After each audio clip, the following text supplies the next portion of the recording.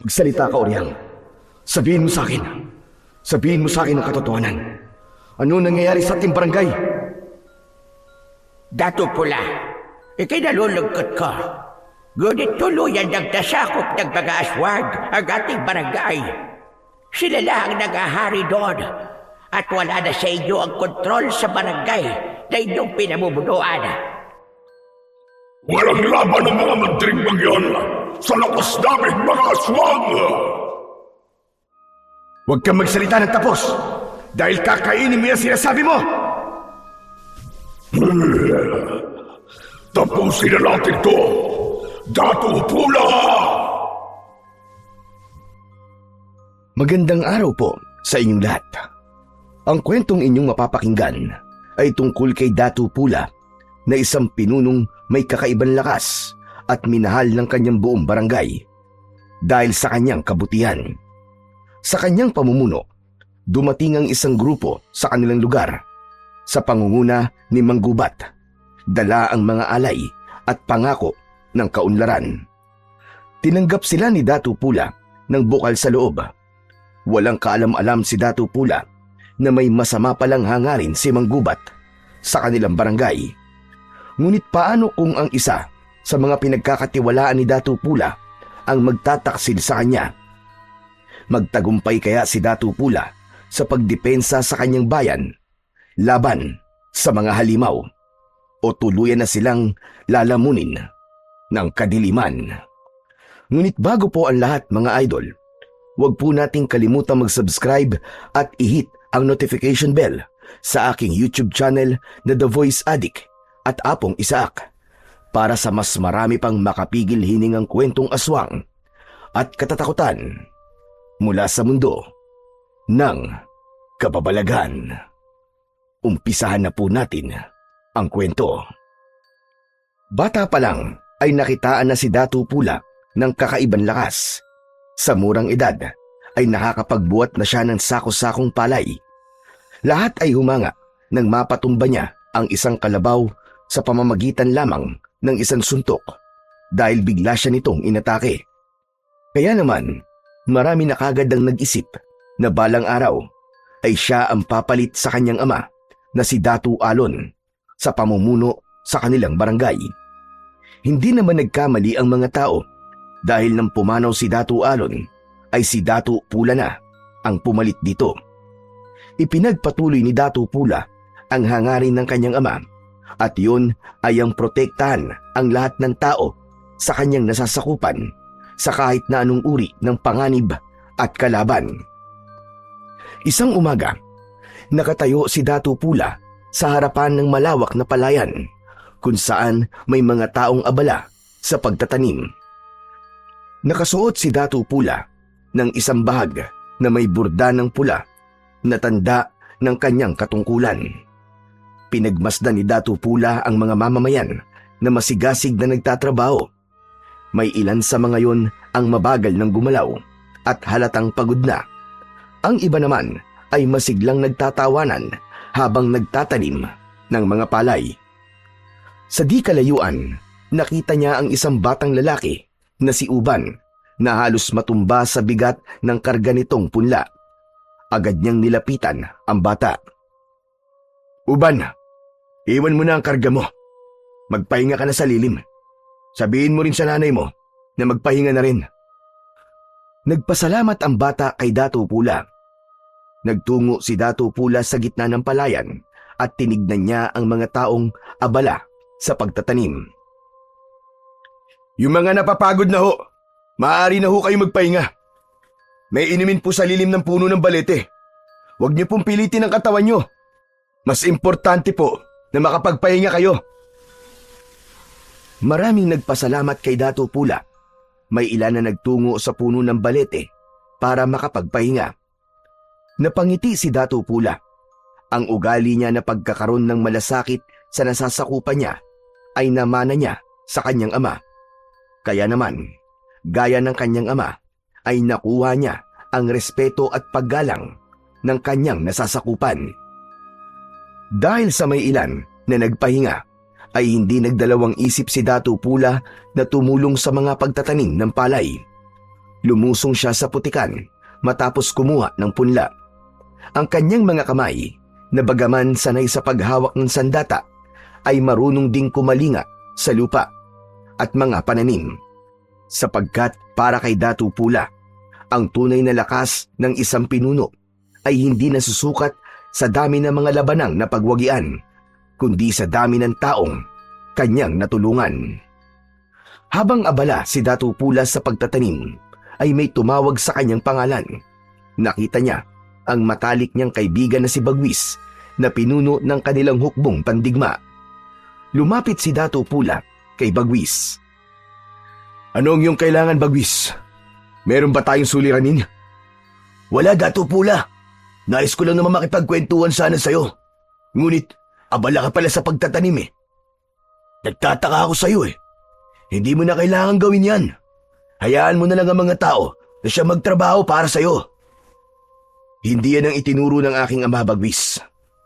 Itinuro niya sa akin na kahit ako ang nakatataas dito sa ating barangay, ay dapat nasa lupa pa rin ako.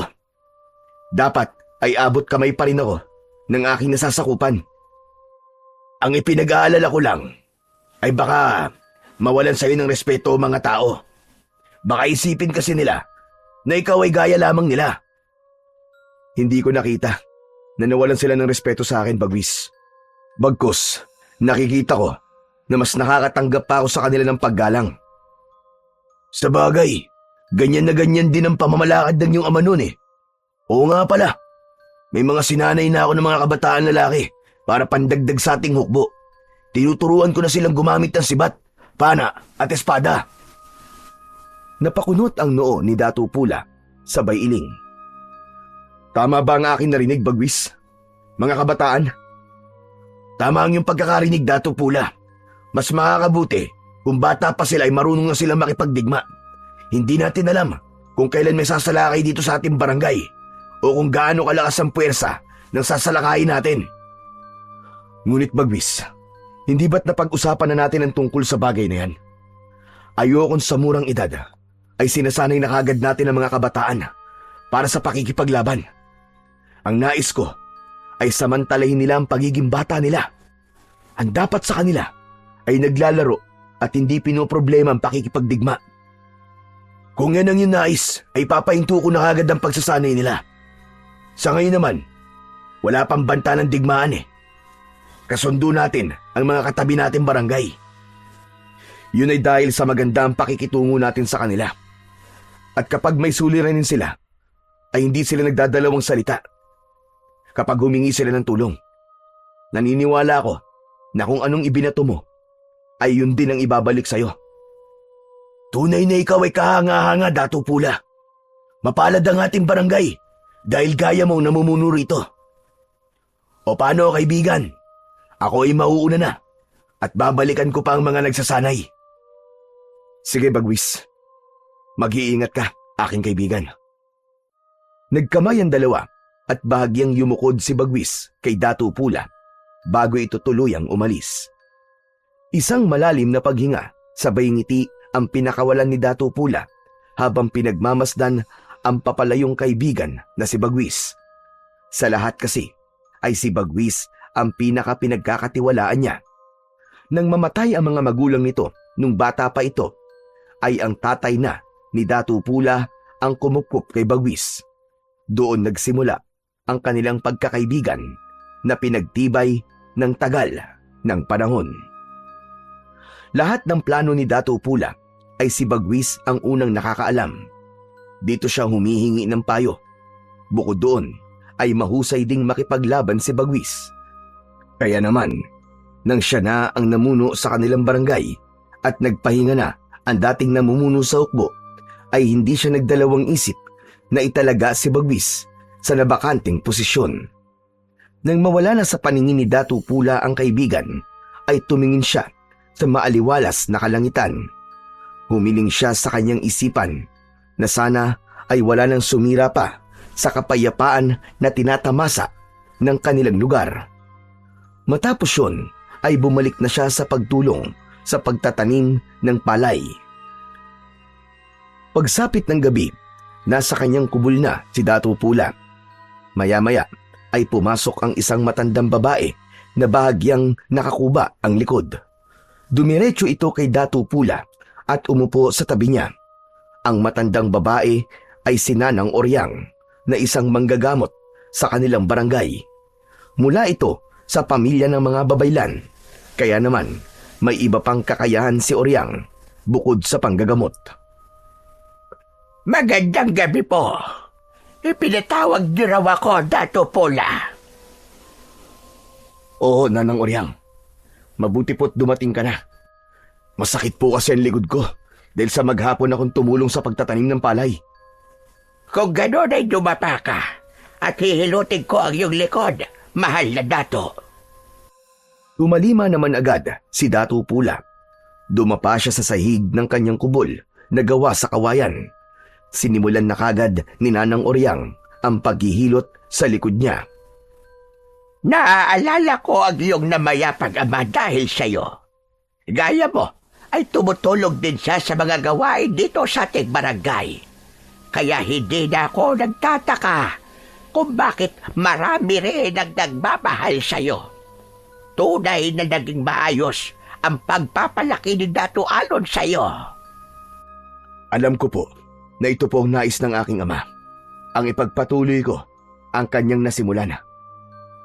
Batang paslit ka pa lamang, ay alam ko na magiging mahusay kang pinuno balang araw. Dato Pola, bukod sa kakaiba mong lakas, ay saksi ako na bukas na ang iyong puso sa pagtulong noon pa man. Maraming salamat po, Nanang Oryang. Ngunit magpahanggang sa ngayon po, ay hindi ko talaga mawari kung bakit po ako malakas at kung saan nanggagaling ang kakayahan ko na yun. Dato Pola, hindi yata nabanggit sa'yo ng ama't ina mo na pinagdasal ka nila sa mga diwata. Ano po, Nanang Oryang? Pinagdasal nila ako sa mga diwata? Yung maihiwagan nila lang na naninirahan po sa kagubatan? Sila nga, mahal na Dato. Tinulungan ko noon ang iyong ama at ina na ipagdasal ka sa mga diwata. Nais nila na magkaroon ng anak, ngunit hindi nabubuntis ang iyong ina. Ilang araw din silang humiling doon sa makapangyarihang diwata sa gubat, hanggang sa ipinagkaloob ka na nga ng diwata sa iyong mga magulang.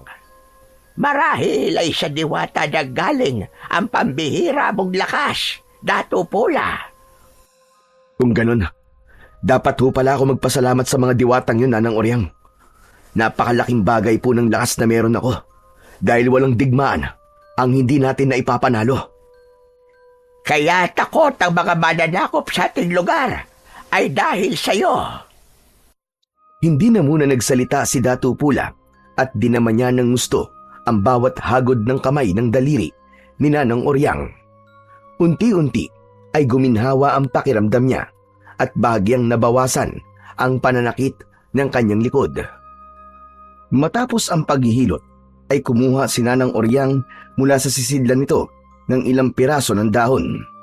Pinahira nito yun ng langis at idinarang sa apoy sa gasera.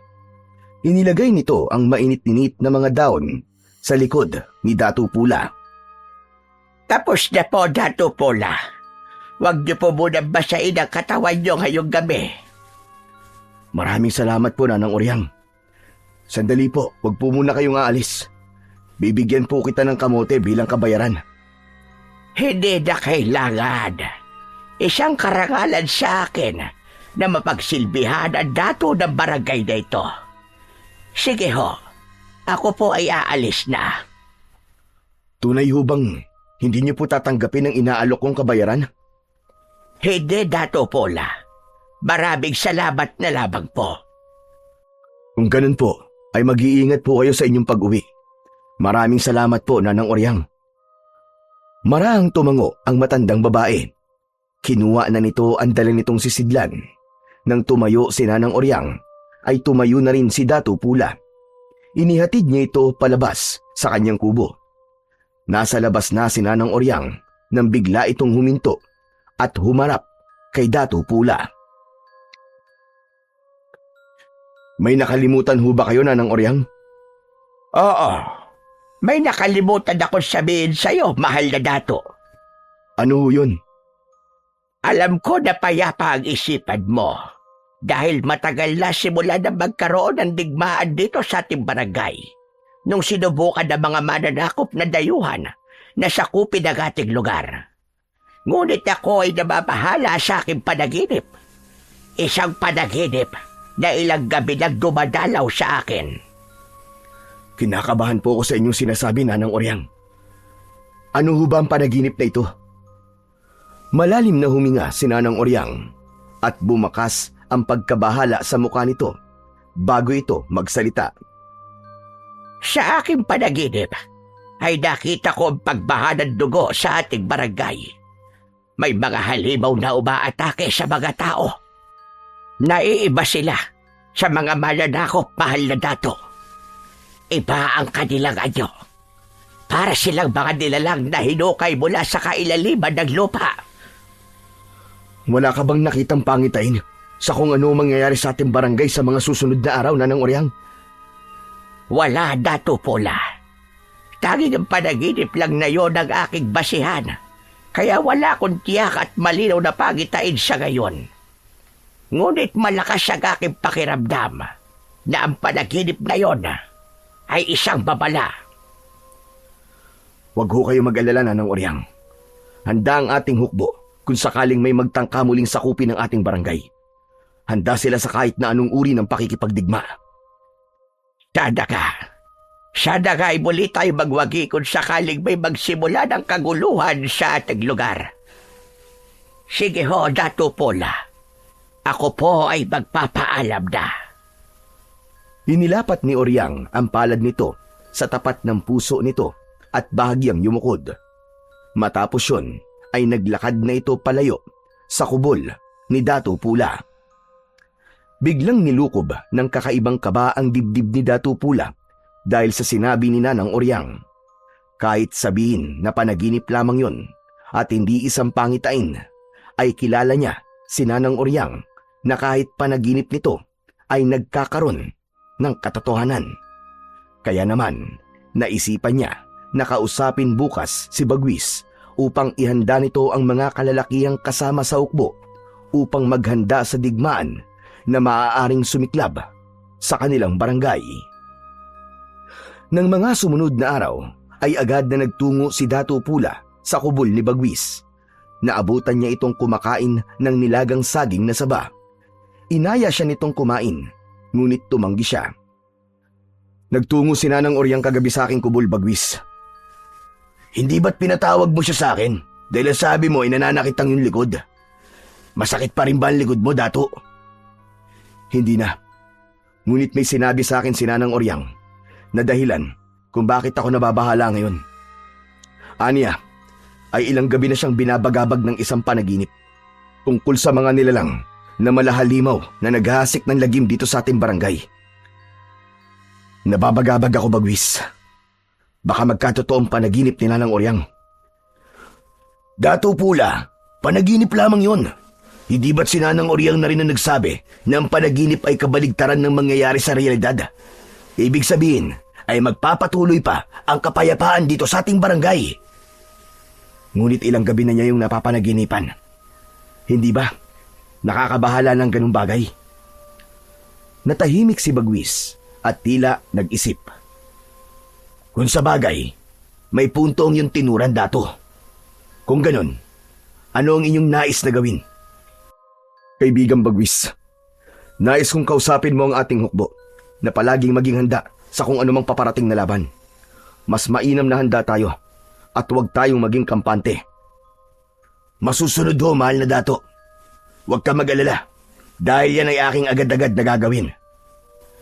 Sa gitna ng pag-uusap ng magkaibigan ay may isang binata ang dumating. Anito ay natagpuan si Nanang Oryang na sugatan sa bukana ng kagubatan. Kinabahan si Dato Pula at kasama si Bagwis ay nagtungo sila sa kubol ni Nanang Oryang. Labis ang awang naramdaman ni Dato Pula nang makita ang kalagayan ni Nanang Oryang. Nakahiga ito sa banig at halatang nangihina. Puno ng sugat ang buong katawan nito may mga kalmot at kagat. Ang iba ay mababaw, ngunit meron ding malalalim.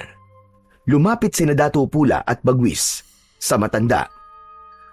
Nanang Oryang, ano pong nangyari sa inyo?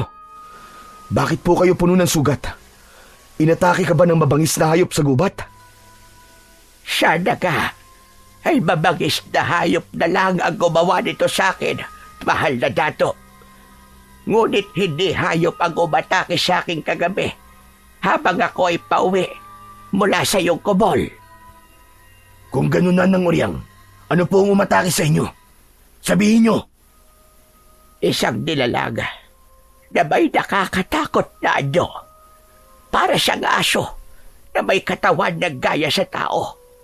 Matutulis ang kanyang mga kuko at ngipin. Ang mga mata niya ay namumula. Dato Pula, mukhang nagaganap na ang aking panaginip. Sa tingin ko, ay nandito na sa ating barangay ang mga halimaw. Sigurado ho ba kayo sa inyong nakita, Nanang Oryang? Baka kayo po ay namamalikmata lamang. Ngayon ko lang nalaman na may ganun palang mga nilalang. Sigurado ko, Bagwis. Hindi ako maaaring magkamali. Isang halimaw ang umatake sa akin. Nagtago ako sa kagubatan upang iligtas ang aking sarili hanggang sa nawalan na ako roon ng ulirat. Nanang Oryang, sa ngayon ay huwag muna nating isipin ang halimaw na iyong tinutukoy. Ang dapat nating pagtuunan ng pansin ay ikaw. Napakarami ng inyong sugat, Nanang Oryang. May magagawa po ba kami para matulungan ka po? Mga ato, ang albularyo sa kabilang barangay. Siya lamang ang kilala kong manggagamot na malapit dito sa ating lugar. Kung maaari ay ipatawag niya siya, mahal na dato, upang gamutin ang aking mga sugat. Huwag ko kayo mag-alala, Nanang Oryang. Ipapatawag ko po kagad siya upang ikaw po ay magamot na. Patawarin niyo po ako. Kung hindi sana kita pinatawag kagabi sa aking kubol, ay hindi ito mangyayari sa inyo. Umiling si Nanang Oryang at saka ngumiti. Wala ho kayong kasalanan, mahal na dato. Ito ay nakatakdang mangyari sa akin. Isa pa, maganda na rin na nasiguro natin na may halimaw nga dito sa ating barangay nang sa gayon ay makapaghanda na ang ating hukbo. Si Bagwis na po ang bahala sa bagay na yan. Sa ngayon po, ay mag-uutos na po kagad ako upang ipatawag si Amang Ato. Matapos ang pakikipag-usap ni Dato Pula at Bagwis kay Nanang Oryang, ay pinabantayan ito ni Dato Pula sa ilang kababaihan. Nag-utos agad siya na pumunta sa kabilang barangay upang ipatawag si Amang Ato. Habang naglalakad sina Dato Pula at Bagwis patungo sa lugar ng pagsasanay, ay hindi napigilan ni Bagwis ang magtanong. Dato Pula, sa tingin mo ba ay may katotohanan na sinabi ni Nanang Oryang na isang halimaw ang umatake sa kanya? Kung iisipin, ay mahirap talaga yung paniwalaan. Ngunit kilala naman natin si Nanang Oryang. Hindi siya sinungaling na tao at walang dahilan para magsinungaling siya. Kaya naman naniniwala ako sa kanya, Bagwis. Pagsapit nila sa kampo ng mga mandirigma, agad na ipinaalam ni Bagwis sa mga kalalakihan na naroon ang nangyari kay Nanang Oryang. Pinaghanda nito ang mga yon kung sakaling may umatake nga na mga halimaw sa kanilang barangay. Sinabi rin ni Bagwis na paigtingin pa ng mga ito ang kanilang pagsasanay. Matapos yun ay umalis na si Dato Pula at bumalik siya sa kanyang kubol. Mula sa isang kahon na yari sa matigas na uri ng kahoy ay kinuha niya ang isang matalim na espada na ang hawakan ay may mga nakaukit na simbolo. Ang espadang yon ay dating pagmamayari ng kanyang namayapang ama. Ipinamana nito yon sa kanya bago ito sumakabilang buhay. Aking ama, gabayan niyo po ko. Kailangan ko po ang inyong basbas sa digmaang maaaring sumiklab sa ating barangay. Bigyan niyo po ako palagi ng lakas at tatag ng katawan at talas ng isipan upang maprotektahan ko po ang ating nasasakupan Kinuha ni Datu Pula ang kaluban at isinabit niya yon sa bewang. Inilagay niya ang espada sa kaluban at saka siya lumabas upang balikan si Nanang Oryang sa kubol nito. Nais niyang makasiguro na magiging ligtas si Nanang Oryang dahil napakalaki ng tulong na nagagawa nito sa lahat ng mamamayan sa kanilang barangay sa pamamagitan ng kaalaman nito sa panggagamot. Nang makabalik si Datu Pula sa kubol ni Nanang Oryang, ay maraming mga tao ang nagtitipon sa labas. Pagkakita ng mga yon sa kanya, ay nagbigay ang lahat ng paggalang. Binigyan siya ng mga tao ng daan upang makapasok siya sa kubol ni Nanang Oryang. Pagdating sa loob, ay naroon na si Amang Ato, isa yung matandang lalaki na palaging may nakataling pulang tela sa noo. Seryoso itong nagdidikdik ng iba't ibang uri ng dahon. Napatingin si Amang Ato kay Datu Pula. Tumayo ito at bahagyang yumukod. Magandang araw po sa inyo, Datu Pula. Isang karangalan po na ako ay inyong ipinatawag upang gamutin si Oryang. Salamat naman po at pinaunlakan niyo kami, Amang Ato. Ano na po nangyari kay Nanang Oryang? Ayon sa aking pagsisiyasat sa mga sugat niya, ay hindi naman ito delikado. Kailangan ko lang nalagyan ng halamang gamot ang kanyang mga sugat upang mabilis itong matuyo at maghilom. Gawin niyo po ang lahat upang mabilis na gumaling ang mga sugat ni Nanang Oryang. Ituloy niyo lang po ang inyong ginagawa. Maraming salamat po sa inyo, Amang Ato. Tumango si Amang Ato at bumalik ito sa pagdidikdik ng mga halamang gamot. Pinanood ni Datu Pula ang paglalagay ng gamot ni Amang Ato sa mga sugat ni Nanang Oryang. Minsan ay impit na napapasigaw si Nanang Oryang dahil sa sakit, ngunit bakas pa rin sa mukha nito ang tapang. Matapos gamutin ang mga sugat ni Nanang Oryang, ay muling lumapit si Amang Ato kay Datu Pula. Sinabi nito na baka maaaring paalisin ni Datu Pula ang mga tao sa labas dahil meron silang mahalagang pag-uusapan. Sumang-ayon naman kagad si Datu Pula at isang pakiusap lang niya sa mga tao ay umalis na ang mga yon. Nang wala na ang mga tao sa labas, ay binalikan ni Datu Pula si Amang Ato na nakaupo sa tabi ng nakahigang si Nanang Oryang. Amang Ato, nagsialisa na po mga tao. Ano po ang inyong sasabihin? Ramdam ko na ito ay mahalaga para paalisin mo mga tao sa labas. Napakahalaga nito, Datu Pula. Naikwento sa akin ni Oryang ang nangyari sa kanya kagabi. Anya, isang halimaw ang umatake sa kanya na muntik pa siyang patayin. Sa tingin ko, ay alam ko ang halimaw na tinutukoy niya. Sila ang tinatawag na aswang. Napakunot ang noo ni Datu Pula sa sinabing yon ni Amang Ato. Pinilit niyang alalahanin kung saan niya narinig ang salitang binanggit ni Amang Ato, ngunit tila bago yon sa kanyang pandinig. Amang Ato, anong aswang po ang sinasabi niyo? May nakapagsabi sa akin na ang mga aswang daw ay nilalang mula sa kadiliman. Sila ay may kakayahang mag-anyong tao sa umaga at halimaw naman pagsapit ng gabi. Ang pagkain nila ay tayong mga tao. Lahat ay kanilang gagawin upang maibsan ang kanilang gutom at uwaw sa ating laman at dugo. Amang Ato, nakakakilabot naman po ang inyong sinasabi. Ngunit saan po nagmula ang mga aswang na ito? Mula sa mga dayuhan na Kastila. Sila ang may dala nito sa ating bansa. Sa aking pagkakaalam, may kakayahan ng isang aswang na gawing aswang o hawaan ang isang tao.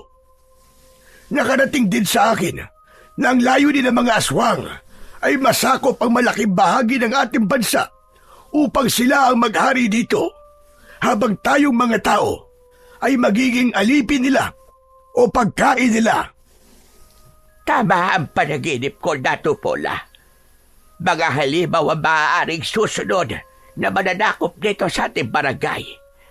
Dadanak ang dugo kung hindi tayo agad nakikilos. Huwag kayong mag-alala. Inutusan na ni Bagwis ang ating mga mandirigma na maging handa. Nagsimula na rin ang masinsinan nilang pagsasanay sa pakikipaglaban. Mas lalo nyo pang pagtibay ng inyong depensa, Datu Pula. Hindi gaya ng mga tao, mga aswang. Sila ay mababangis at wala silang habag. Mabibilis sila at mas malakas kumpara sa ating pagkaraniwan tao. Pag-ingatin mo rin ang iyong mga mamamayan. Huwag mo na silang palabasin sa gabi dahil sa ganitong parte ng araw sila umaatake. Tatandaan ko po ang lahat ng inyong sinabi, Amang Ato. Maraming salamat po sa inyo. Matapos ang pag-uusap na yon, ay umalis na si Amang Ato. Muling tinawag ni Datu Pula ang ilang kababaihan upang magbantay kay Nanang Oryang. Hindi niya binaliwala ang paalala ni Amang Ato. Ayaw niyang isipin na hindi totoo ang aswang at baka kapag naging kampante siya, ay magsisi siya sa bandang huli. Hindi naging kampante si Datu Pula, kaya naisipan niyang tulungan si Bagwis sa pagsasanay ng kanilang hukbo ng mga mandirigma. Sa gilid ng ilog ay nagtipon ang higit 20 mandirigma. Bawat isa ay may bitbit na sibat, kalasag o kampilan. Ang araw ay nasa tuktok na ng langit at ang init ay tila lalo pang nagpapakulo sa damdamin ng mga naroon. Alam ko na kayo ay nagtataka kung bakit ako nandito. Magmula sa araw na ito, ay makakasama niyo na ako sa inyong pagsasanay sa pakikipaglaban. Kailangan natin maging handa sa pagdating ng digmaan na ngayon lang natin mararanasan. Nagsimula ang pagsasanay sa tamang pagbitaw ng sibat. Si Bagwis ang unang nagturo at ipinaliwanag nito ang wastong paggamit ng sibat. Lumapit si Datu Pula sa gitna at nagsimulang magpakita ng kakaibang paggamit ng espada sa pakikipaglaban. Lahat ay may paghangang pinanood siya. Isa-isang nagtungo ang mga mandirigma upang gayahin ang ginawa ni Datu Pula. Ang mga nagkamali ay ginabayan niya sa maayos na paraan. Habang lumilipas ang oras, ay unti-unti nang nakakaramdam ng pagod ang lahat. Ngunit kahit isa ay walang nagpahinga. Lahat ay determinado sa pagsasanay upang protektahan ang kanilang barangay. Isang hapon, habang naglalakad sina Datu Pula at Bagwis sa dalampasigan, ay isang malaking bangka ang nakita nila na palapit sa kanilang dalampasigan. Ang mga tao ay napatingin doon habang may takot sa muka. Bagwis, tawagin mo mga mandirigma, madali ka. Mukhang mananakop ang mga parating. Masusunod, Datu Pula. Tumalima si Bagwis habang si Datu Pula naman ay nanatiling nakatayo sa dalampasigan. Hindi niya inalis ang tingin sa bangka na unti-unting dumadaong sa dalampasigan. Nang sumayad na ang unahan ng bangka sa buhangin, ay doon nakita ni Datu Pula ang isang lalaki na nakatayo sa unahan ng bangka. Base sa kasuotan nito, ay nahinuha niya na isa ngayong maharlika. Ang balabal na nakapalupot sa leeg nito ay gawa sa pinong telang kulay ube na may burda ng gintong sinulid sa laylayan. May putong ito sa ulo na kulay ginto. Sa bewang naman ay nakasabit ang isang pulang kampilan na may hugis ahas ang hawakan. Inihanda ni Datu Pula ang sarili. Maigpit niyang hinawakan ng puluhan ng kanyang espada at matiim na tumingin sa estrangherong lalaki. Hindi nagtagal ay dumating na si Bagwis kasama ang mga mandirigma. Pumuesto ang mga yon sa likuran ni Datu Pula. Bumaba ang lalaki mula sa bangka, kasabay ng ilang kalalakihan na mukhang mga mandirigma. Agad na hinugot ni Datu Pula ang espada at itinutok yon sa dibdib ng lalaki. Hindi man lang nagpakita ng takot ang lalaki at bagkus ay ngumiti pa ito. Hanggang diyan ka na lamang. Hindi mo na maaaring iakbang ng isa pa ang iyong mga paa. Magpakilala ka. Ako si Manggubat. Ako ang pinuno ng mga taong nasa aking likuran. Mula kami sa isla na malapit dito sa inyong bansa. Mga dayuhan kung ganon. Mga mananakop. Nagkakamali ka. Hindi kami mananakop. Ang totoo nga niyan ay nandito kami upang tumulong. Hindi mo ako malilinlang. Gaya lang kayo ng mga Kastila na nag-alok ng pagtulong ngunit nang maglaon ay lumabas na ang kanilang tunay na pakay. Ang manakop ng lupain na hindi sa kanila. Nauunawaan ko kung bakit ganyan ang iyong mga sinasabi, Datu Pula. Ngunit ang aking mga sinabi ay pawang katotohanan lamang. Hindi kami mananakop. Kami ay may hangarin na tumulong sa mga barangay upang mas lalo itong umunlad nang sa gayon ay mahirapan ang mga banyaga na ito ay sakupin. Tinawag mo ang aking pangalan. Paano mo nalaman kung sino ako? Hindi mahirap makilala kung sino ka, Datu Pula. Ang iyong pangalan ay bukang bibig kahit saan lugar kami magtungo. Lahat sila ay humahanga sa pamamaraan mo sa pamumuno. Kaya naisipan ko na ang inyong barangay ang sunod naming hatiran ng tulong. Hindi muna nagsalita si Datu Pula. Matiim niyang tinignan si Manggubat at pilit niyang pinakiramdaman kung totoo ba ang mga sinabi nito. Maya-maya pa ay lumapit si Bagwis kay Datu Pula at bumulong. Datu Pula, sa aking palagay ay hindi sila kalaban. Baka nga totoong tulong ang hatid nila sa atin at hindi pakikipagdigma. Malay mo, matulungan pa nila tayo sa sandaling sumalakay dito mga halimaw.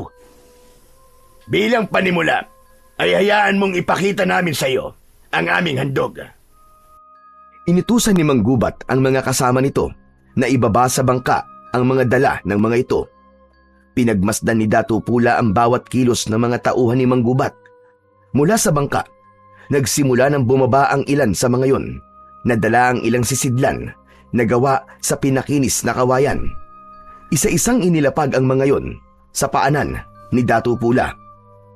Sabay-sabay na binuksan ng mga kasama ni Manggubat ang sisidlan. Meron doong mga tela, alak, mga pinatuyong karne, at ang maliit na sisidlan ay naglalaman ng alas na yari sa ginto. Tanggapin mo ang aking munting alay sa iyo, Datu Pula. Ito ay pauna pa lang sa maaari kong ibigay na tulong sa inyo. Hindi ako basta-basta nadadala sa mga handog. Sa ngayon, ay nais muna kitang makausap, Manggubat. Kasama ang namumuno sa aking hukbo na si Bagwis. Isang karangalan sa akin na kayo ay makausap, Datu Pula. Pinasunod ni Datu Pula si Manggubat sa kanyang kubol. Kasabay niyang naglalakad si Bagwis habang nasa likod nila si Manggubat. Pagdating nila sa kubol ni Datu Pula, ay naupo sila sa kawayang sahig. Dinulutan ito ni Bagwis ng mainit na salabat at doon na sila nagsimulang mag-usap. Paumanhin sa uri ng pagsalubong ko sa inyo, Manggubat. Kami ay nag-iingat lamang dahil sa mga mananakop. Gaya ng aking tinurang kanina, ay naiintindihan ko. Alam ko na kayo ay nag-iingat lamang. Wala kami rito para manakop, kundi para tumulong. Ano-ano naman tulong ang inyong maibibigay sa amin, Manggubat? Edukasyon. May mga kasama ako na kayang turuang magbasa ang mga bata at ang iba pa nais matutong magbasa. Kapag may kaalaman, ang mamamayan sa isang barangay ay magdadalawang isip ang mga mananakop na ang kilin ng barangay na yon dahil iisipin nila na matatalino ang mga taong nakatira dito. May kakayahan din kami sa pagtatayo ng mas matibay na mga kubol. Mas magiging maunlad ang inyong barangay kung matitibay ang tirahan ng mga tao rito. Magtuturo rin kami ng epektibong estratehiya sa pangangaso, pangingisda at pagtatanim. Tumango-tango si Datu Pula. Ang totoo ay maganda ang lahat ng mga sinabi ni Manggubat, lalo na sa edukasyon. Marami sa mga tao sa barangay nila ang hindi marunong magbasa at magsulat. Ngunit hindi pa rin siya kumbinsido sa mga sinabi ni Manggubat, kaya humingi siya ng opinyon mula kay Bagwis. Bagwis, ano sa palagay mo? Tatanggapin ba natin ang tulong na inaalok ni Manggubat? Sa aking palagay, ay nararapat na tanggapin natin, Datu Pula. Wala akong nararamdamang masama sa pagdating nila. Malaki ang may tutulong nila sa atin. Muling tumingin si Datu Pula kay Manggubat. Kung akin tatanggapin ang tulong nyo, ano naman ang magiging kapalit? Wala kaming hinihinging kapalit, Datu Pula. Ang aming pagtulong ay bukal sa aming mga puso. Kung ganun, ay tinatanggap ko na ang inyong tulong. Ngunit sa oras na may nakita akong mali o masama sa inyong ginagawa, ay kamatayan ang inyong sasapitin. Nagkakaintindihan ba tayo? Naiintindihan ko, mahal na dato. Maraming salamat. Inilahad ni Manggubat ang isang kamay at walang pag-aalinlangan na tinanggap naman yun ni Datu Pula. Kinabukasan ay agad na ipinag-utos ni Datu Pula ang pagpapatayo ng mga kubol sa silangang bahagi ng barangay na may sapat na distansya mula sa mga tahanan ng kanyang mga nasasakupan. Kumilos ang buong komunidad upang magtulong-tulong sa pagkuha ng mga kawayan. Bumuo ang mga ito ng haligi. Ang mga kababaihan naman ay gumawa ng pawid para sa bubong. Sa loob ng ilang araw ay natapos na ang 6 na may kalakihang kubol para kina Manggubat. Agad namang ginawa ni Manggubat ang mga ipinangako nito kay Datu Pula. Nagsimulang turuan ng mga kasama nito ang mga bata na magbasa at magsulat. Tinuruan din ng mga ito ang ilan sa ibang paraan ng pangangaso at pangingisda, habang si Manggubat ay personal na kinausap ang mga magsasaka at nagbigay ito ng mungkahi tungkol sa pagtatanim. Lahat ng yun ay nasaksihan ni Datu Pula at hindi niya maikakaila na masaya siya sa pagbabagong nangyayari sa kanilang barangay simula nang dumating sina Manggubat. Alam niya na kapag nagtagal pa roon sila Manggubat ay mahihirapan na ang mga mananakop na sakupin ang kanilang barangay. Isang gabi, isang espesyal na pagdiriwang ang naganap sa barangay ni Datu Pula. Ang selebrasyon na yon ay inihandog ni Datu Pula kina Manggubat bilang pasasalamat sa napakaraming tulong na ibinigay nito sa kanila. Sa gitna ng malawak na liwasan ay umuugong ang musika mula sa tambol at kudyapi habang may mga kabataang sumasayaw. Sa isang gilid ng liwasan, nakaupo si Datu Pula sa isang mataas na upuang yari sa punong kahoy. Katabi niya si Manggubat na nakasuot ng marangyang balabal. Sa kabilang tabi naman ay naroon si Bagwis. May ngiti si Datu Pula habang pinagmamasdan ang kasiyahan. Sa gitna ng gabi ay inihain na ang mga inihaw na isda, karne ng baboy damo at mga banga ng alak. Sinalina ng alak ni Bagwis ang mga baso nila na yari sa katawan ng kawayan. Magkakasabay na ininom nilang 3 yon. Napakasarap ng alak na ito. Manamis-namis. Hindi gaya ng mga alak na aking natikman. Ang alak na yan ay tinatawag naming basi. Gawayan sa tubo, kaya may tamis kang malalasahan. Hayaan mo, at sa paglisan nyo sa aming barangay, ay bibigyan kita ng ilang banga ng basi. Maraming salamat kung ganoon, Datu Pula. At maraming salamat din sa selebrasyong ito na inialay mo para sa amin ng aking mga kasamaan. Ngunit sa totoo lang, ay hindi nyo na kailangan magsagawa ng ganitong uri ng selebrasyon. Hindi kami humihingi ng kahit na anong kapalit sa aming ginagawa. Hayaan mo lang kaming pasalamatan kayo sa paraang alam namin. Isa pa, Manggubat, napakaliit na bagay ng selebrasyon na ito kumpara sa laki ng tulong nyo, lalo na sa aking nasasakupan. Masasabi ko na kayo ay hulog sa amin ng langit. Nakakataba naman ng puso ang iyong mga tinuran, Datu Pula. Ang mga salitang yan ay sapat ng kabayaran sa pagtulong namin sa inyo. Nagpatuloy ang pag-inom nila ng alak habang masayang nag-uusap. Nang makalimang baso na si Datu Pula, ay nakaramdam na siya ng konting pagkahilo. Sanay siya sa pag-inom ng basi, ngunit tila iba ang epekto nun sa kanya nung gabing yun. Sasalinan sana ulit ni Bagwis ng alak ang baso niya, ngunit agad niyang hinawakan ang braso nito. Tama na Bagwis. Nakakaramdam na ako ng pagkahilo. Hindi yata ako naniniwala sa iyong sinabi, Dato. Ikaw, may hilo sa basi. Hindi ba't kahit isang banga ay nauubos mo nang hindi ka nakakaramdam ng pagkalasing? Binibiro mo yata ako, Datu Pula. Nagsasabi ako ng totoo, Bagwis. Nahihilo na talaga ako. Hindi ko mawarian kung bakit ang bilis umepekto sa akin ngayon ng alak. Marahil siguro ay dahil sa pagod ko. Ngunit minsan ka lang mag-inom, Dato. Hayaan mo ang iyong sarili na magsaya ngayong gabing ito. Tama naman si Bagwis, Dato Pula. Samahan mo muna kaming mag-inom. Wala nang nagawa si Dato Pula kundi ang tumango. Hinayaan niya si Bagwis na muling lagyan ng alak ang kanyang baso. Dire-diretso niya yung tinungga at malakas na tumawa.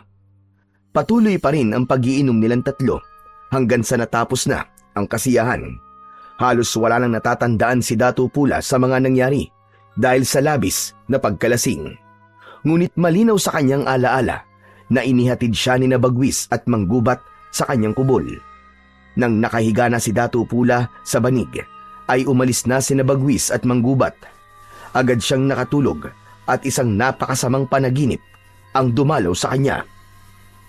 Sa panaginip ni Dato Pula ay sinalakay daw ng mga aswang ang barangay nila.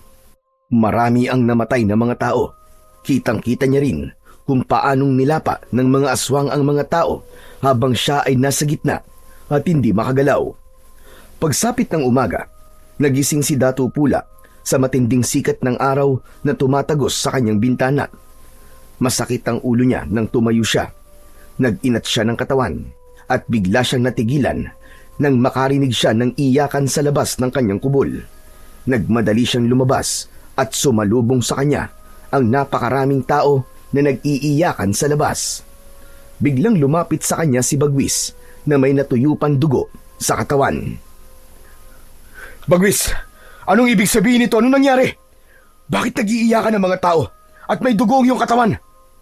Dato Pula, kagabi, matapos ka naming iatid ni Manggubat sa iyong kubol, ay sinalakay tayo ng mga aswang. Marami ang namatay, Dato Pula. Ano? Paano yun nangyari? Bakit hindi mo ako ginising? Dinubukan kitang gisingin, ngunit matindi ang pagkakalasing mo. Kahit ang pagmulat ng iyong mga mata, hindi mo magawa. Patawarin mo ako, Dato Pula. Hindi ko nagawang iligtas sa mga tao. Masyadong malalakas sa mga aswang at napakarami nila. Kahit tinulungan tayo ni Manggubat, ay wala pa rin tayong naging laban sa puwersa nila. Naluluwang tinignan ni Dato Pula ang mga taong nasa kanyang harapan. Nagulat siya nang may isang babaeng sumigaw at sinisi siya kung bakit maraming tao ang namatay. May nagtanong pa kung nasaan si Dato Pula habang pinapatay ng mga halimaw ang mahal nila sa buhay. Hindi nakapagsalita si Dato Pula ng mga sandaling yun. Nais niyang magpaliwanag, ngunit walang salitang lumalabas sa kanyang bibig. Si Bagwis ang humarap sa mga taong nagagalit nang mapansin nito na nakatulala si Dato Pula. Sandali lang, mga kanayon. Huwag nating sisihin ang ating dato sa nangyari. Ang pagsalakay ng mga halimaw na tinatawag na aswang ay hindi kagustuhan ni Dato Pula at wala siyang kontrol sa mga bagay na yon. Mas mainam siguro na magsiuwi na muna kayo sa inyong mga tahanan at asikasuhin niyo muna ang katawan ng mga namatay niyong mahal sa buhay. Inalalayan ni Bagwis si Dato Pula pabalik sa loob ng kanyang kubol dahil nakatulala pa rin siya. Pagkaupo niya sa sahig ay ikinuha siya ni Bagwis ng inuming tubig. Tinanggap niya yon, ngunit hindi niya ininom. Kasalanan ko. Kasalanan ko ang lahat ng ito, Bagwis. Kung hindi ko inayaan ang aking sarili na malasing, ay magigising sana ako nung nagkaroon ng kaguluhan. Kaibigan Dato Pula, kung ang alak ang sisisihin mo, ay ako ang dapat nasisihin mo. Ako nagpamulit na painumin ka ng alak kahit sinabi mo na nahihilo ka na. Ngunit kahit na anong pilit mo, kung patuloy sana akong tumanggi, ay hindi ako malalasing ng sobra. Walang dapat sisihin kundi tanging ako lamang. Kasalanan ko ang lahat ng ito. Sigurado ako na kung nasan man ang aking ama, ay ikinahihiya niya ako ngayon. Wala akong kwentang pinuno. Napaka-irresponsable ko, Bagwis. Hindi na napigil pa ni Dato Pula ang kanyang mga luha. Kumawala na yon at wala na siyang pakialam kahit nakita siya ni Bagwis na umiiyak. Sa pagkakataon na yon ay dumating si Manggubat. May sugat ito sa pisngi at maging ang kasuotan nito ay may bahid ng dugo. Dato Pula, galing ako sa liwasan. Tinulungan ko ang mga tao na tipunin doon ang mga bangkay na namatay sa pagsalakay ng mga halimaw. Tumayo si Dato Pula at gamit ang kamay ay pinunasan niya ang kanyang luha. Magtutungo ko sa liwasan. Kailangan magpakita ko sa mga tao. Dapat ay makiramay ako sa kanila. Ngunit sa tingin ko ay hindi magandang gawin mo yan sa ngayon, Dato Pula. Nakita mo ang galit ng mga tao kanina sa'yo. Sa ngayon ay sarado pa ang kanilang isipan. Kapag bumaba na ang emosyon nila, ay saka mo sila kausapin. Wala na nga ako nung sumalakay ang mga aswang. Tapos wala pa rin ako habang sila'y nagluluksa. Pupuntahan ko sila, Bagwis. At hindi mo ako mapipigilan. Wala nang nagawa si Bagwis nang lumabas si Dato Pula sa kanyang kubol. Dire-diretso siyang naglakad habang nakasunod sa kanya sina Bagwis at Manggubat. Habang naglalakad ay hindi nakaligtas kay Dato Pula ang galit na tingin ng mga tao sa kanya. Ang mabilis na paghakbang niya ay unti-unting bumagal. Ramdam niya ang pagkadismaya ng mga tao dahil sa hindi niya nagawang iligtas ang mga nasasakupan niya. Mas lalo pang nanlumo si Dato Pula nang makita niya ang ilang kubol na nagiba at ang sariwang dugo sa lupa. Hindi niya maisip kung gaano katakot ang mga tao kagabi habang nananalasa ang mga aswang. Pagdating sa liwasan ay doon na tuluyang nadurog ang puso ni Dato Pula nang makita niya ang mga nakahanay na bangkay. Maraming mga nag-iiyakan, may mga nawalan ng malay habang ang iba naman ay tahimik na lumuluha.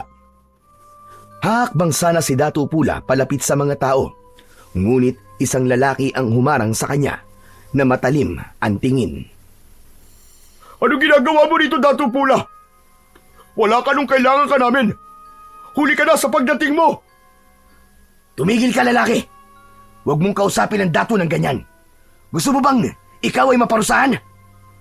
Hayaan mo siya, Bagwis. Naiintindihan ko ang galit niya sa akin. Patawarin mo ko. Patawarin niyo akong lahat. Kagabi ay hindi ako nagising dahil sa kadahilanang ikaw ay lasing. Anong klase kang pinuno, Dato Pula? Pinaghanda mo ang mga mandirigma sa pakikipaglaban, ngunit ikaw mismo ay hindi naging handa nung sinalakay tayo ng mga halimaw. Habang pinapatay ang mga tao, ay mahimbing kang natutulog dahil sa ikaw ay nagpakalunod sa alak.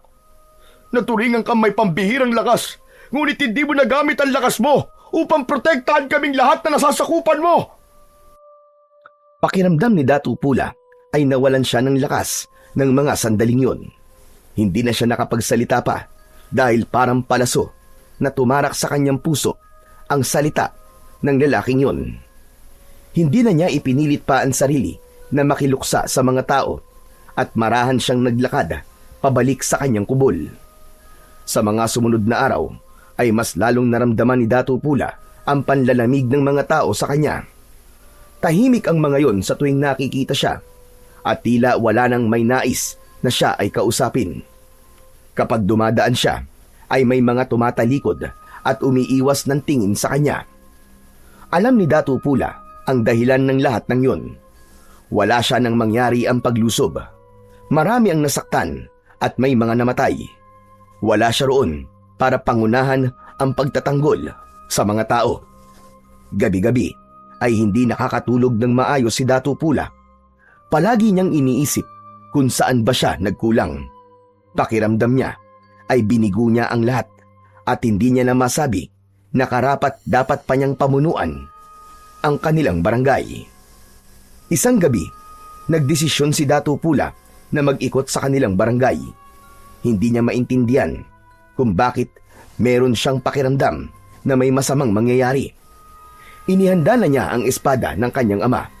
Isinabit niya yon sa bewang nang biglang dumating si Bagwis at nagtaka ito nang mapansin na paalis siya. Saan ang iyong tungo, Dato Pula? Gabing-gabi na.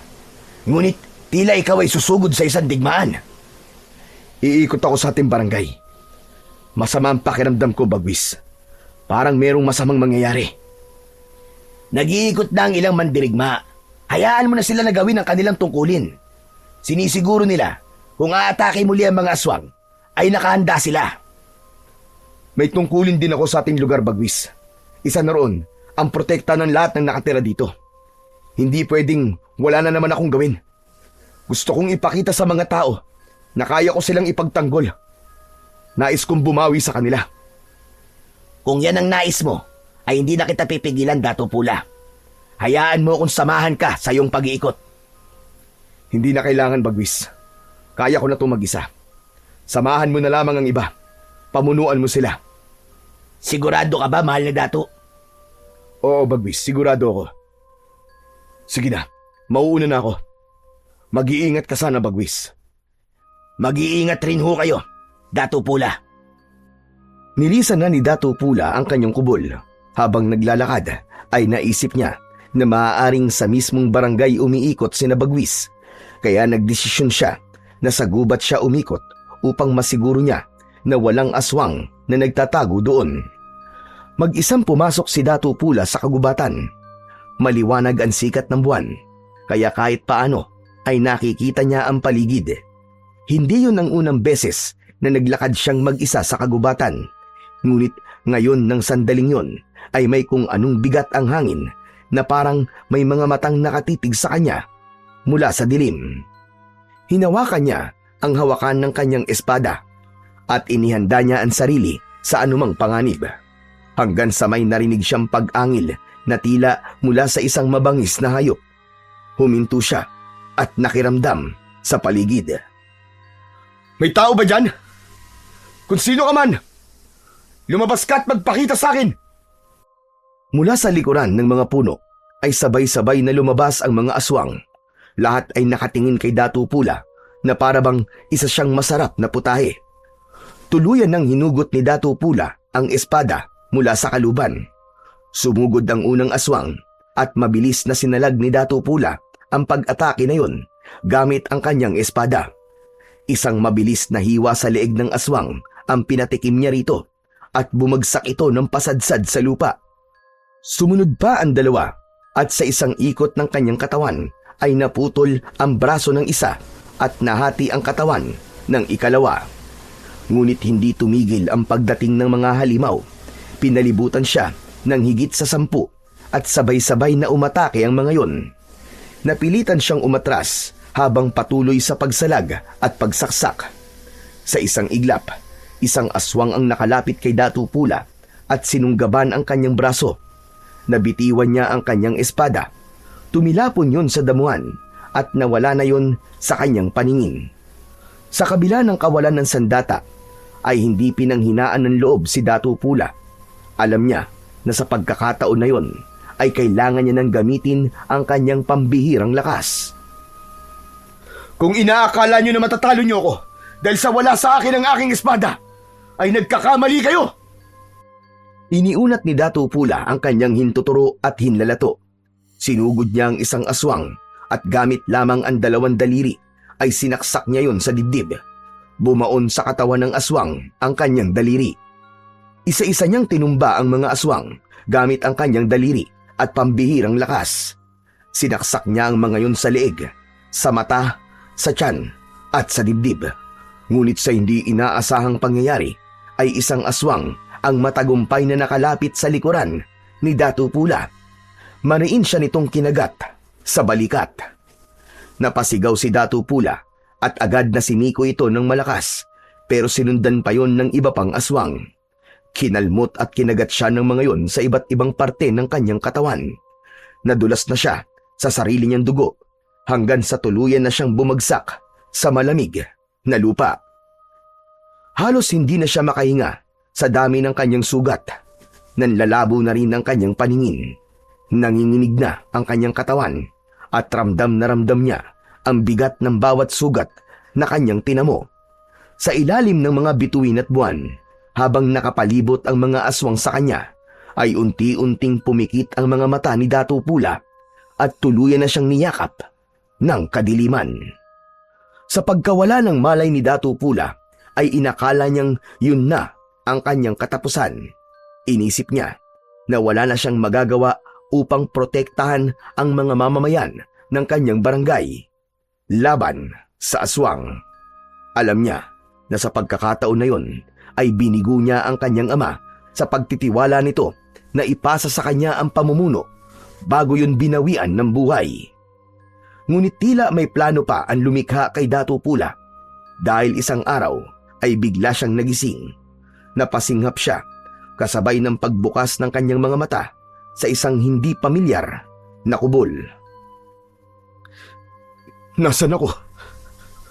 Anong lugar to? Iginala niya ang paningin sa paligid upang maghanap ng pamilyar na bagay, ngunit wala siyang nakita. Sinubukan niyang bumangon, ngunit mabigat ang kanyang katawan at kahit konting galaw lang ay may nararamdaman siyang masakit. Hanggang sa isang matandang lalaki na may dalang mga dahon ang pumasok sa kubol. Agad yung nakilala ni Dato' Pula. Walang iba kundi si Amang Ato. Tila nagulat ito nang makitang gising na siya at nabitiwan nito ang mga hawak nitong dahon. Nagmamadali itong humakbang palapit at dinama ang noo ni Dato' Pula. Salamat naman at nagising ka na, mahal na Dato. Ang akala ko ay babawian ka na ng buhay. Amang Ato, paano po ako napunta dito? Ang huli ko pong naaalala ay sinalakay ako ng napakaraming aswang at napatay nila ako. Hindi ka nila napatay, mahal na Dato. Dahil buhay ka. Andito ka sa aking kubol. Dito ka namin dinala ni Oryang nang matagpuan ka niya sa kagubatan.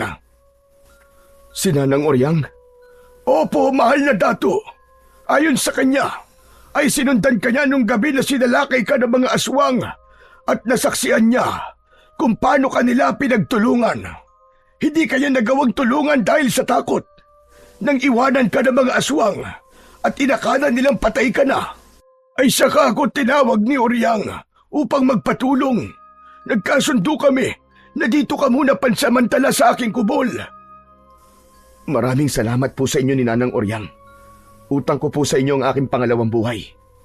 Ngunit kailangan ko na pong bumalik sa aking barangay. Kailangan po ko rin ng aking nasasakupan. Tinubukang bumangon ni Dato' Pula, ngunit hindi niya talaga kaya.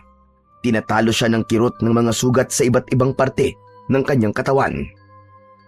Huwag mong pilitin ang sarili mo, Dato' Pula. Sariwa pa ang mga sugat mo. Matatagalan pa bago gumaling ang mga yan dahil masyadong malalalim. Mas makakabuti po kung magpahinga ka na muna at hayaan mo kung gamutin ka. Hindi maaaring nandito lamang ako, Amang Ato.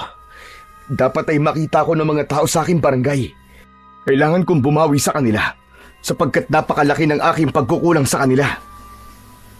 Mahal na Dato, ikinalulungkot ko. Ngunit sa ngayon ay hindi kita hayaan na umalis sa iyong kalagayan. Isa pa, marami na ang nagbago sa nakalipas na mga araw, lalo na sa inyong barangay. Mga araw? Anong ibig mong sabihin, Amang Ato? At anong pagbabago ang iyong tinutukoy? Sa aking palagay, ay mas makabubuti kung si Oryang na lamang ang magpaliwanag sa inyo. Tatawagin ko muna siya at ikukuha ko na rin ikaw ng makakain at inumin. Hindi na naging mapilit pa si Dato' Pula.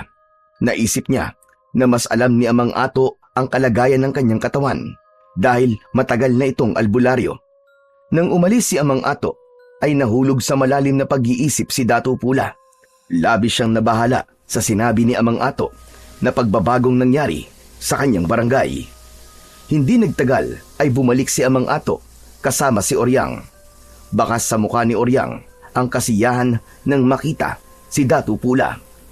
Umupo si Nanang Oryang sa tabi ng nakahigang si Dato' Pula. Mahal na Dato, dinidig ng lumikha ang aking panalangin. Buhay ka! Buhay ka, Dato' Pula! Nanang Oryang, nais kong malaman kung anong sinabi ni Amang Ato na pagbabago sa ating barangay. Hindi agad nakapagsalita si Nanang Oryang. Halatang nag-iipon ito ng lakas ng loob bago magsalita. Magsalita ka, Nanang Oryang. Sabihin mo sa akin ang katotohanan. Ano nangyayari sa ating barangay? Mahal na Dato, ikinalulungkot ko. Ngunit tuluyan ang nasakop ng mga aswang ang ating barangay. Sila na ang nagahari doon at wala na sa inyo ang kontrol sa barangay na inyong pinamumunuan. Hindi totoo yan, Nanang Oryang. Imposible. Nagawa yun ng mga aswang sa loob lamang na magdamag. Ngunit mahal na dato, halos 5 araw ka nang hindi nagigising. Hindi namin alam kung magigising ka pa. Pero hindi kami bumitaw ni Amang Ato.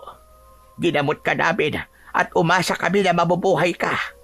Kaya hindi namin inilibing ang iyong katawan. Nanlamig si Dato Pula sa kanyang narinig at nanginig ang buong katawan niya. 5 araw akong walang ulirat. Siyang tunay, mahal na dato. 5 araw kang nakahiga rito at hindi nagigising. Nang mawala ka sa ating barangay, ay sinamantala ng mga aswang ang pagkakataon na yon para sakupin ang ating barangay. At alam kong mabibigla ka kapag sinabi ko kung sino ang pinuno ng mga aswang na ito. Sino, Nanang Oryang? Sino? Sino ang pinuno ng mga aswang? Sabihin nyo! Siya ay walang iba, kundi si Maggubat. Si Maggubat ang pinuno ng mga aswang, Dato Pula. Sa aking tingin, ay nilinlang niya kayo. Kinuha ang inyong loob upang madali nila kayong mapatay o mapatalsik sa inyong pamumuno. Sa ngayon, ay inaalipin nila ang mga tao at pinapatay ang ilan bilang pagkain ng mga aswang. Hayop siya! Napakagaling niyang magpanggap. Hindi pala siya isang kakampi, kundi isang mananakop na aswang. Babawiin ko ang barangay natin sa kanya. Hindi ako makakapayag na magtagal ito sa mga kamay niya. Si Bagwis, Nanang Oryang. Nasaan si Bagwis? Kailangan ko ang tulong niya. Siyang makakatulong sa akin sa paglaban sa mga aswang. Kailangan ko siya makausap, Nanang Oryang. Natahimik muli si Nanang Oryang na labis na ikinabahala ni Dato Pula. Bakit bigla ka na nahimik, Nanang Oryang? May nangyari ba kay Bagwis? Pinatay ba siya ng mga aswang?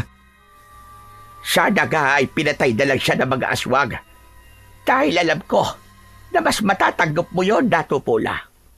Buhay na buhay si Bagwis at naroon siya sa ating barangay. Alam kong magiging masakit ito sa inyo. Ngunit umanib na si Bagwis sa mga aswang. Ginawa siyang kanang kamay ni Manggubat dahil tinulungan ni Bagwis si Manggubat na sakupin ang ating barangay. Mabuti na nga lang at nagawa kong makatakas doon dahil kung hindi ay panigurado, napapatayin din nila ako. Hindi. Hindi maaari ito. Paano ito nagawa sa akin ni Bagwis at sa ating mga tao? Bakit niya tayo tinraidor? Matalik kami magkaibigan, Nanang Oryang. Alam niyo yan. Iba ang nagagawa kapag ang tao ay uhaw sa kapangyarihan, mahal na dato. Marahil ay nasilaw si Bagwis sa ipinangako sa kanya ni Manggubat. Pakiramdam ni Dato Pula ay namatay siya ng sandaling yun matapos malaman ang mga nangyari sa panahon na siya ay walang ulirat. Napakasakit para sa kanya ang ginawa ng matalik niyang kaibigan na si Bagwis. Sa lahat ng tao, ito ang pinakahuli na alam niyang magtatraidor sa kanya. Itinuring niya itong parang tunay na kapatid. Kaya hindi niya lubos maisip kung anong pumasok sa utak ni Bagwis at umanib ito sa puwersa ng mga mananakop na aswang. Sa mga lumipas na araw ay unti-unting natanggap ni Dato Pula na wala pa siyang kakayahan na harapin sina Manggubat dahil sa kanyang kalagayan. Hinayaan niya sina Amang Ato at Nanang Oryang na gamutin siya. Bawat patak ng langis at pagpahid ng dinurog na halamang gamot sa kanyang mga sugat ay may dalang hapdi, ngunit tinatanggap niya yon bilang paalala ng kanyang pagkatalo at ng kanyang muling pagbangon. Malinaw sa isip ni Dato Pula ang kanyang layunin na kailangan niyang bumangon at muling lumakas.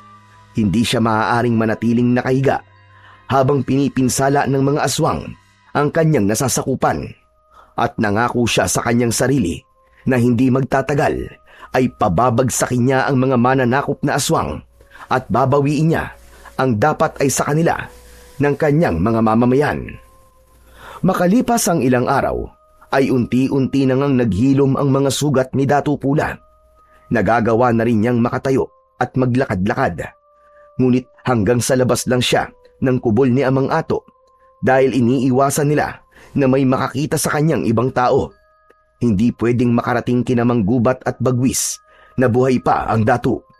Dahil kapag nalaman ng mga ito na buhay pa siya at kung nasaan siya, ay may posibilidad na ang barangay naman ni Naamang Ato ang manganganib. Nalalaman ni Dato Pula ang nangyayari sa kanilang barangay sa pamamagitan ni Naamang Ato at Nanang Oryang. Ang mga ito ang nagkikwento sa kanya ng mga kaganapan doon.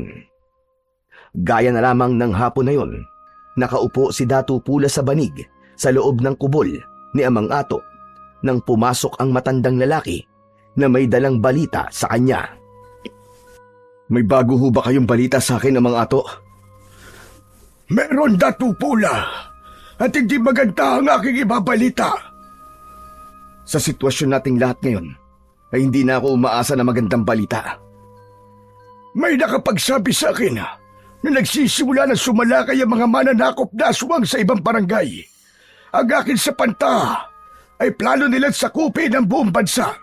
At kapag nangyari yun, ay paniguradong babagsak tayong lahat.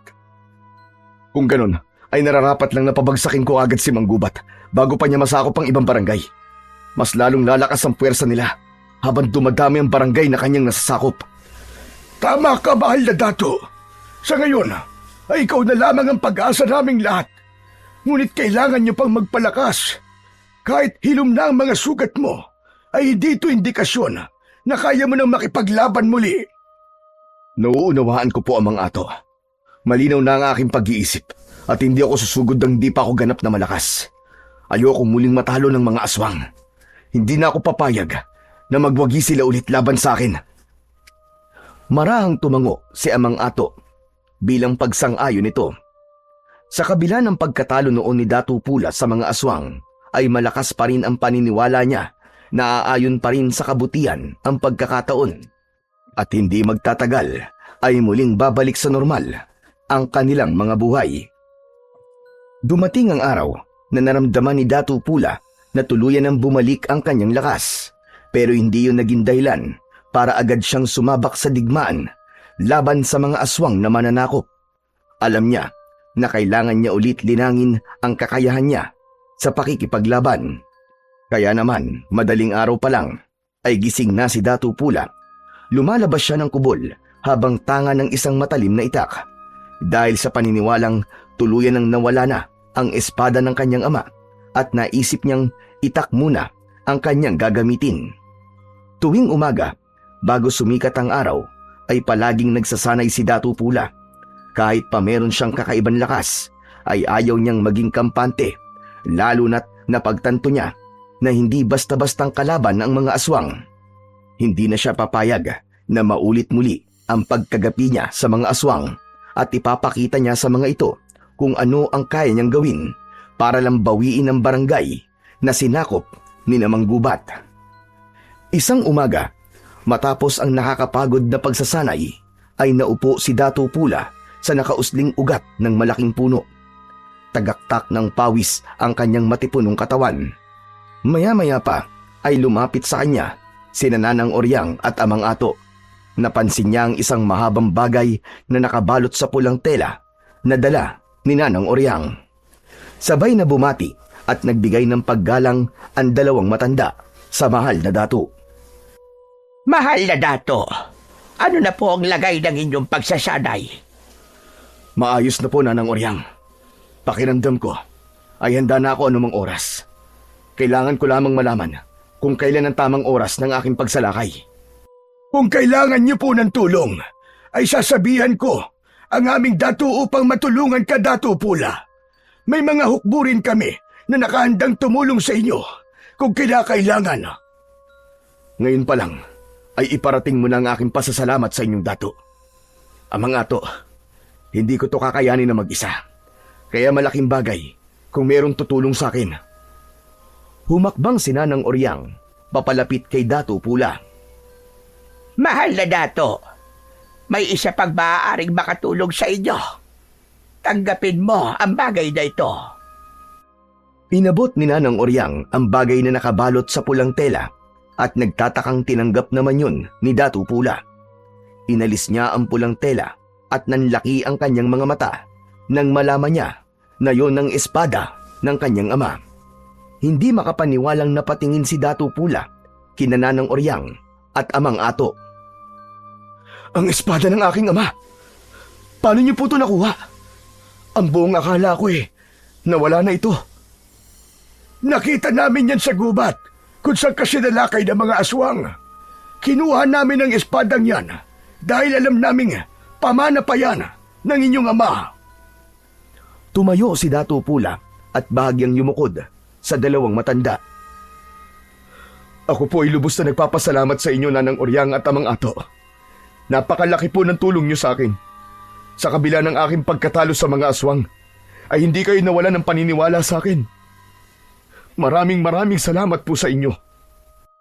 Dahil hindi kaya burahin ng isang beses na pagkakamali ang magagandang bagay na yung nagawa, Datu Pula. Saksi ako sa iyong paglaki at nakita ko ang kabutihan sa iyong puso gaya ng iyong ama. Kaya hindi ka namin iiwanan sa laban na ito. Hindi man namin kayang humawak ng sandata, ay tutulong kami sa iyo sa paraang alam namin.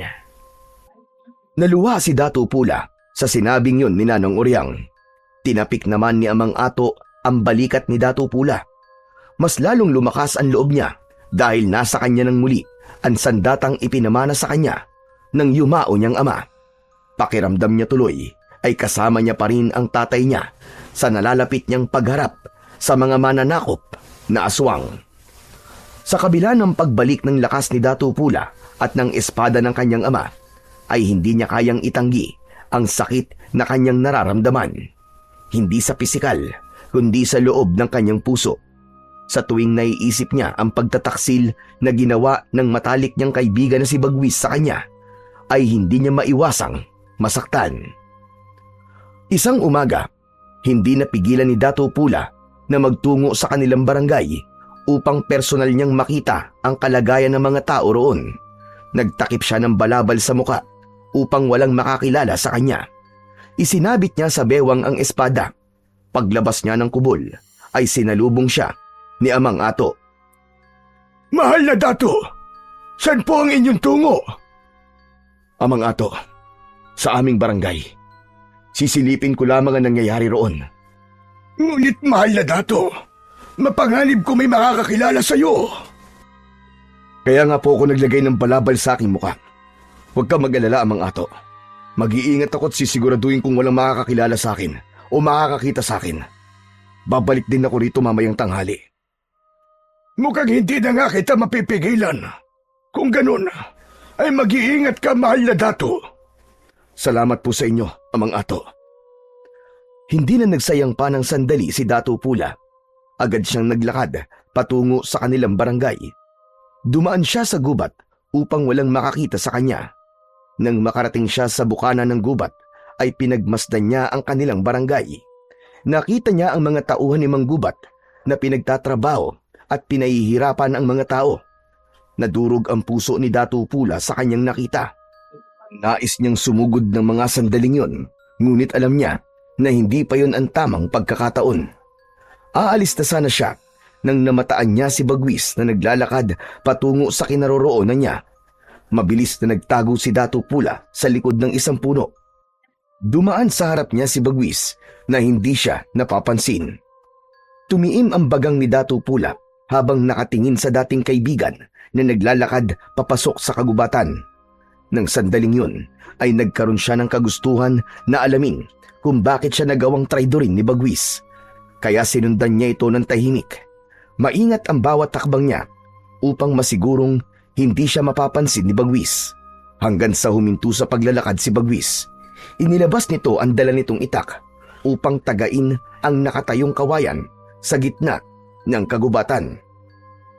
Nang magsimulang tagain ni Bagwis ang kawayan, ay sinamantala ni Datu Pula ang pagkakataon na abala ito. Sinabayan niya ang pagbagsak ng itak sa kawayan sa paghakbang niya upang hindi marinig ni Bagwis ang mga yabag ng kanyang paa. Nang makalapit na siya kay Bagwis, ay mabilis niyang hinugot ang espada at itinutok ngayon sa batok ni Bagwis. Natigilan si Bagwis nang maramdaman ito ang malamig na dulo ng espada. Ibaba mo ang itak mo, Bagwis. Kung hindi, ay hindi ako mangingiming paslangin ka sa iyong kinatatayuan. Pinitiwan ni Bagwis ang itak at nalaglag yun sa lupa. Sinipa ni Dato Pula ang itak, palayo kay Bagwis. Ngayon humarap ka sa akin, traitor ka. Dahil nais kong makita ang mukha mo habang sinasagot mo mga katanungan ko. Huwag kang magtatangkang gumawa ng hindi ko magugustuhan. Dahil papatayin talaga kita. Maraang humarap si Bagwis at nagimbal ito nang makita si Dato Pula. Sa leeg naman ni Bagwis, itinutok ni Dato Pula ang espada. Dato Pula! Buhay ka? Bakit tila ba gulat na gulat ka? Oo, Bagwis. Buhay ako. Buhay na buhay. Ngunit paano ka nabuhay? Ang sabi sa akin ni Manggubat ay pinaslang ka na ng mga alagad niyang aswang. Wala ako dito para makipagkwentuhan sa iyo, hayop ka. Sagutin mo ang tanong ko. Bakit nag-traitor ka sa ating barangay at sumapi ka sa mga mananakop na aswang? Dato Pula, ang pagsanib ko sa kanila ay labag sa aking kalooban. Napilitan lamang ako dahil natatakot ako para sa aking buhay. Nang alokid ako ni Manggubat na umanib sa kanilang puwersa, ay pumayag na ako dahil ayoko pang mamatay. Sinungaling kang hayop ka. Ang sabihin mo, matagal mo nang nais mawala ako sa barangay. May inggit ka, Bagwis. Wala kang utang na loob. Hindi lang kaibigan ang itinuring ko sa'yo, kundi para ko na rin kapatid. Tapos ganito pang igaganti mo. Pagtataksil! Maniwala ka sa akin, mahal na Dato. Sadyang natakot lang ako. Ang totoo ay lihim akong bumuo ng kilusan sa ating barangay laban kina Manggubat. Lihim kong kinausap ang mga kalalakihan sa ating barangay dahil may plano kaming mag-aklas. Lahat kami ay tutol sa pananakop ng mga aswang, Dato Pula. Maniwala ka sa akin, kaibigan. Hindi kita kayang traidorin dahil matali kitang kaibigan at parang totoo kong kapatid. Matalim na tinitigan ni Dato Pula si Bagwis. Sinasabi ng utak niya na huwag siyang maniwala dito, ngunit tinalo siya ng sinisigaw ng kanyang puso. Mas naniwala siya na hindi siya kayang pagtaksilan ni Bagwis dahil para na silang magkapatid. Sa huli ay ibinaba ni Dato Pula ang espada at binalik yun sa kaluban nito. Isang malalim na paghinga ang pinakawalan ni Bagwis na para bang alam na nito na ligtas na siya sa bingit ng kamatayan. Biglang umiyak si Bagwis at walang babala na niyakap nito ng mahigpit si Dato Pula. Salamat buhay ka, Dato Pula. Labis ako nalungkot nung sinabi sa akin ni Manggubat na ikaw ay patay na. Tinapik ni Dato Pula ang likod ni Bagwis at kumalas ito sa pagkakayakap sa kanya. May dahilan kung bakit hindi ako namatay ng gabing yon. Hindi pa ako maaaring mamatay dahil kailangan ko pang palayain ang ating barangay mula sa mga aswang na mananakop. Ngunit paano ka nabuhay? Sino nagligtas sa'yo? Sa ngayon, ay nais ko munang maging lihim kung bakit ako nakaligtas. Nais ko ring humingi ng tawad kung pinagtangkaan ko ang iyong buhay. Sadyang ako ay galit lang sa'yo dahil nalaman ko nga na umanib ka sa mga aswang. Totoong yung nalaman. Ngunit gaya ng sinabi ko, umanib ako sa kalaban upang iligtas ang aking sarili. Dahil plinano ko na noon na gumawa ng kilusan laban sa mga aswang na yon. Marami na kaming kasapi, Dato Pula. At sigurado ko na mabubuhayan sila ng loob kapag nalaman nila na ikaw ay buhay pa. Salamat sa iyong ginagawa para makalaya ang ating barangay sa mga aswang. Paumanhin kung pinagdudahan kita, Bagwis. Naiintindihan kita, Dato Pula. Wala kang dapat na ihingin ng tawad sa akin. Nakita kong sitwasyon sa ating barangay. Inaalipin ng mga aswang ang mga tao at labis na nadurog ang aking puso. Dapat ay kumilos na tayo sa lalong madaling panahon para sa isang malaking himagsikan. Sa ngayon ay wala pa kaming kakayahan na maghimagsik dahil kulang pa kami ng mga sandata. Nag-iipon pa kami at lihim kaming gumagawa ng mga armas. Ngunit dahil nandito ka na, mas malakas na ang posibilidad na manalo tayo laban sa mga aswang. Naaalala ko, mamayang gabi ay magkakaroon kami ng pagpupulong. Kung nais mo ay magtungo ka sa aking kubol, matutuwa ang ating mga mandirigma kapag ikaw ay kanilang nakita. Kung ganun, magtutungo ako sa inyong pagpupulong mamayang gabi. Mas makakabuti kung alam ko ang inyong plano.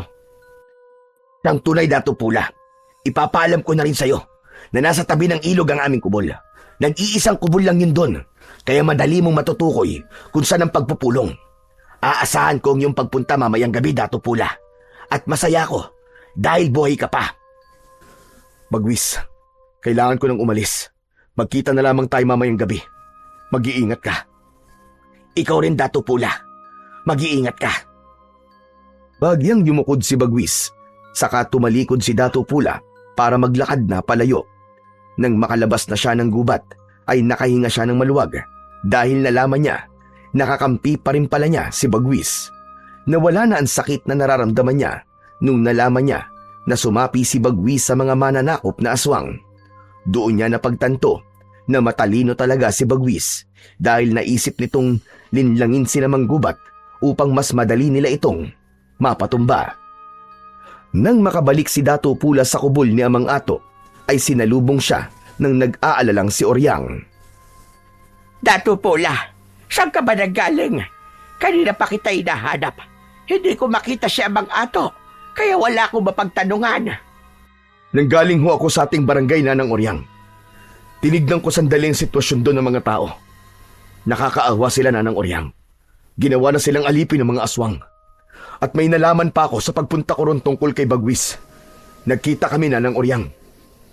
Talaga? Nagkita kayo ng traidor mong kaibigan?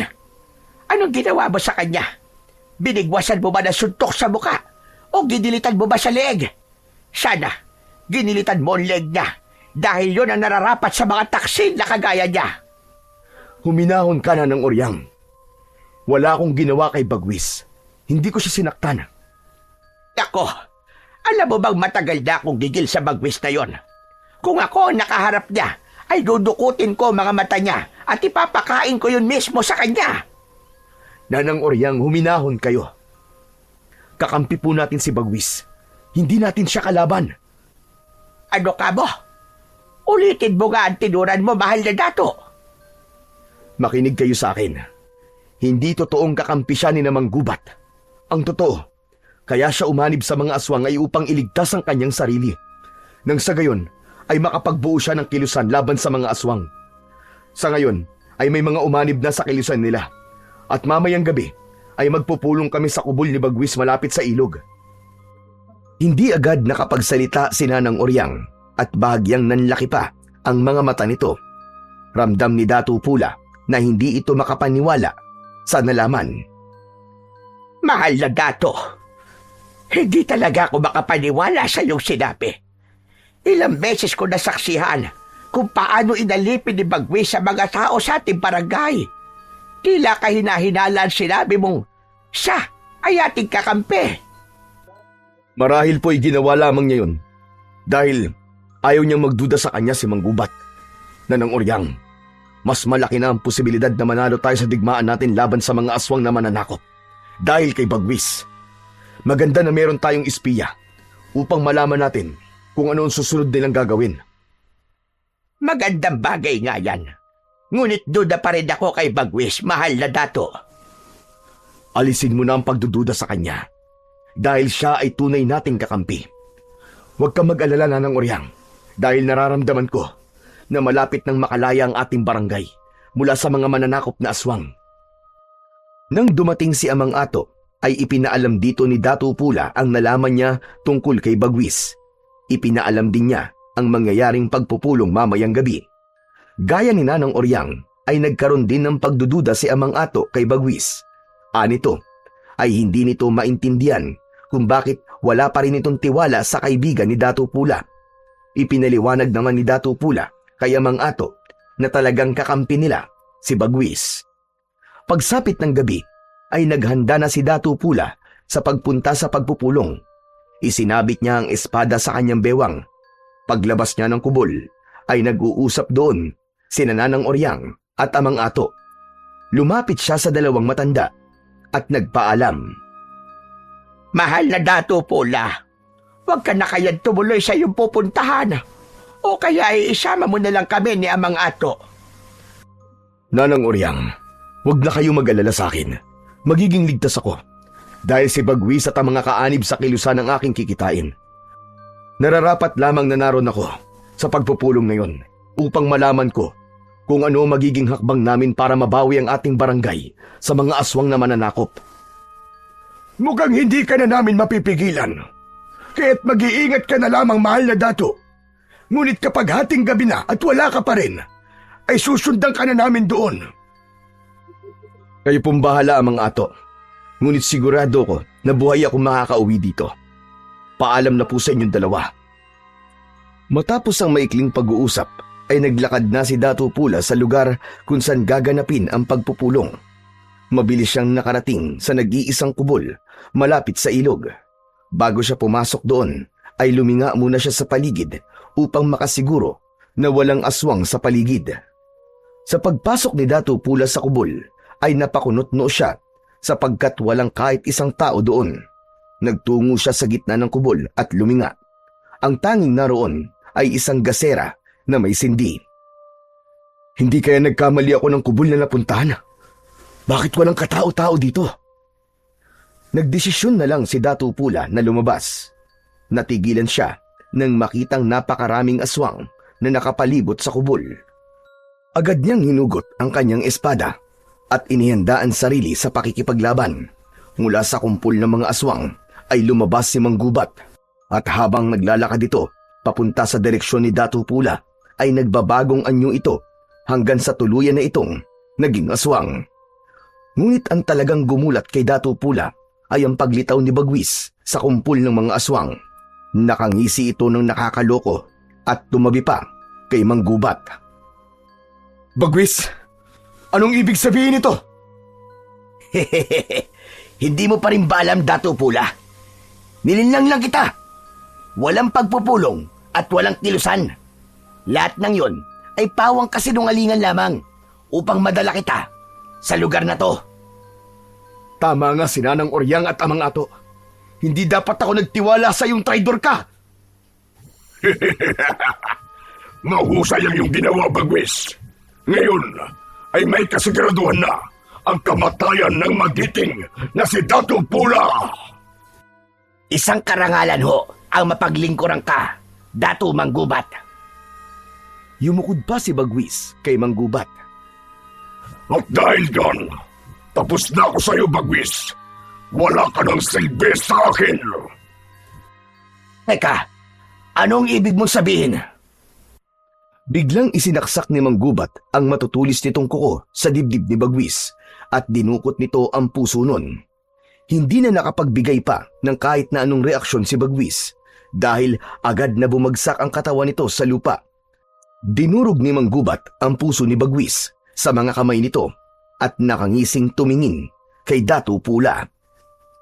Hindi makapaniwala si Dato Pula sa ginawa ni Mang Gubat kay Bagwis. Nasaktan siya sa pagkamatay ni Bagwis, ngunit alam niya na yon ang nararapat na kaparusahan para sa mga kagaya nitong traidor. Ngayon, ikaw naman ang aking papaslangin, Dato Pula. Hindi ako papayag na magtagumpay ka, Mang Gubat. Kung meron mang mamamatay ngayong gabi, ay ikaw yon at ang lahat ng mga alagad mo. Matapos yun, ay inutusan ni Mang Gubat ang mga alagad nito na atakihin si Dato Pula. Mabilis na sumugod kay Dato Pula ang ilang mga aswang. Nanlilisik ang mga mata ng mga yon at tumutulo ang malapot na laway na akala mo ay gutom na gutom. Tinalubong ni Dato Pula ang mga aswang at isa ang agad na napugutan ng ulo. Umikot siya, umatras ng kaunti at saka umataking muli. Bawat hiwa ng kanyang espada ay may kasamang matinding puwersa. Tumatalsik ang mga putol na katawan ng mga aswang. May isang aswang na sumunggab mula sa likod ni Dato Pula. Hinawakan niya ito sa balikat at malakas niya yung inihampas sa malaking bato sa kanyang kaliwa. Nagkabali-bali ang katawan ng aswang. Sumugod pa kay Dato Pula ang ilang aswang. Sa pagkakataon na yon ay ginamit na rin niya ang pambihira niyang lakas. May mga sinaksak siya gamit ang kanyang daliri. May mga tinamaan ng kanyang sipa at suntok. Tila walang kapaguran noon si Dato Pula kahit walang tigil ang pag-atake ng mga aswang sa kanya. At kahit isa sa mga yon ay hindi man lang siya nagawang masugatan. Bawat galaw ni Datu Pula ay may natutumbang aswang. Ang kanyang lakas ay maihahambing sa isang batalyon na mandirigma. Ngunit hindi nauubos ang mga halimaw. Patuloy ang pagdating ng mga yon na parang walang katapusan. Hanggang sa mula sa kung saan ay may narinig si Datu Pula na tunog ng tambuli at sa kadiliman ng kagubatan ay lumitaw ang mga sulo na may apoy. Isa-isang nagsulputan ang mga mandirigmang buhat sa barangay ni Amang Ato. Tangan ang mga sibat, pana at gulok. Pinangunahan yun ni Datu Bagani na siyang namumuno sa barangay na yun. Hindi makapaniwala si Datu Pula sa kanyang nasaksihan. Nagtataka man siya kung paano nalaman ni Datu Bagani na naroon siya at nakikipaglaban. Ay hindi na muna niya yon inisip at muli siyang nakipaglaban sa mga aswang. At sa pagkakataon na yon ay hindi na siya mag-isa. Hanggang sa biglang lumitaw si Manggubat sa harapan ni Datu Pula. Walang laban ng mga mandirigmang yan sa lakas naming mga aswang! Huwag kang magsalita ng tapos, Manggubat! Dahil kakainin mo yung sinasabi mo! Yeah! Tapusin na natin ito, Datu Pula! Mabilis na sumugod si Manggubat. Sumalubong si Datu Pula at sinalag niya ang matutulis nitong mga kuko gamit ang kanyang espada. Kumiskis ang kuko ni Manggubat sa espada. Malakas siyang itinulak ng aswang. Napaatras siya at muling umatake si Manggubat. Sa bilis nito ay hindi niya nagawang iwasan ang pagbaon ng mga kuko nito sa kanyang balikat. Sumuko ko na lamang, Datu Pula. Huwag kang mag-alala dahil sisiguraduhin kong hindi mo mararamdaman ang iyong kamatayan. Hindi ako naging dato para sumuko. Ikaw ang humanda dahil kahit kailan, sa ngalan ng aking ama at ang aming mga batala, ay hindi kailanman magwawagi ang kasamaan laban sa kabutihan. Katapusan mo na, Manggubat! Magkakasunod na atake ang pinakawalan ni Datu Pula. Nagawa niyang masugatan sa dibdib si Manggubat gamit ang espada na sinundan niya ng malakas na sipa sa tiyan nito.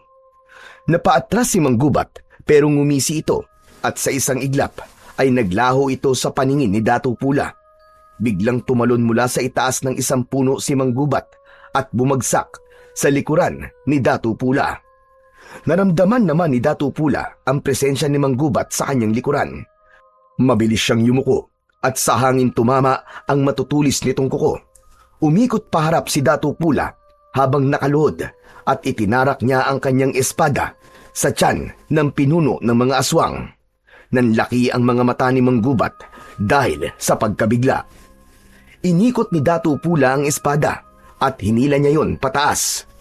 Mula sa tiyan hanggang sa leeg ni Manggubat ay isang malaking hiwa ang natanggap nito.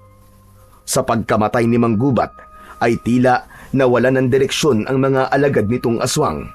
May ilan na nagtangkang tumakas, ngunit hindi pumayag ang mga mandirigma at hinabol ng mga ito ang mga aswang upang paslangin. Habang si Datu Pula ay nagpatuloy sa pakikipaglaban sa mga natitirang aswang hanggang sa wala nang natirang buhay sa mga yon, kahit isa. Matapos ang madugong laban, ay lumapit si Datu Pula kay Datu Bagani at lubos siyang nagpasalamat dito. Sa pagkakataon na yon, ay lumabas na si Nanang Oryang at Amang Ato mula sa pinagtataguan ng mga ito. Masayang lumapit ang dalawa kay Datu Pula. Huwag niyo pong sabihin na kayo nagsabi kay Datu Bagani kung saan ako magtutungo. Ama ka, mahal na Dato. Dahil hindi kami mapalagay ni Oryang, kaya kinausap namin si Datu Bagani upang ikay sundan. At hindi nga kami nagkamali dahil isang patibong ang inihanda sa iyo ni Bagwis. Maraming salamat po sa inyong dalawa. Sa pangalawang pagkakataon ay iniligtas niyo po ang aking buhay. Hindi na nagtagal doon sina Datu Pula. Naglakad na sila papunta sa barangay ni Datu Pula upang sabihin sa mga tao ang isang napakagandang balita. Matapos ang lahat, ay muling naibalik kay Datu Pula ang pamumuno sa kanilang barangay. Muling nagkaroon ng sigla ang mga tao dahil sa wakas ay nakalaya na sila sa mga mananakop na aswang. Bumalik na rin ang tiwala at respeto ng mga tao kay Datu Pula. Isang hapon, nagtungo si Datu Pula sa libingan ng kanyang ama. Ibinaon niya ang kanyang espada sa tabi ng libingan nito. Ama, nagtagumpay tayo mula sa mga mananakop na aswang. Nangangako ako na simula ngayon ay hindi ko nahahayaan na maulit ang pangyayaring yun.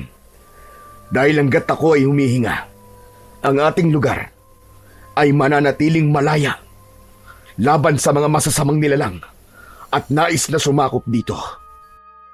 At habang pinapanood ni Datu Pula ang paglubog ng haring araw, ay nanatili siyang nakatayo sa harap ng puntod ng kanyang magiting na ama. Dala niya sa kanyang puso ang pangako na handa siyang lumaban muli para sa kanyang bayan, laban sa lahat ng uri ng mananakop at kampon ng kadiliman. So yun na po mga idol, sana po ay nagustuhan nyo ang ating kwento sa araw na ito. Ngayon naman po ay dumako na po tayo sa inyong pinaka-nire-request at pinaka-hinihintay na shoutout portion. Ano pa pong hinihintay natin? Ito na po. Shoutout po at maraming salamat po sa inyo. Jepoy Adornado, shoutout po.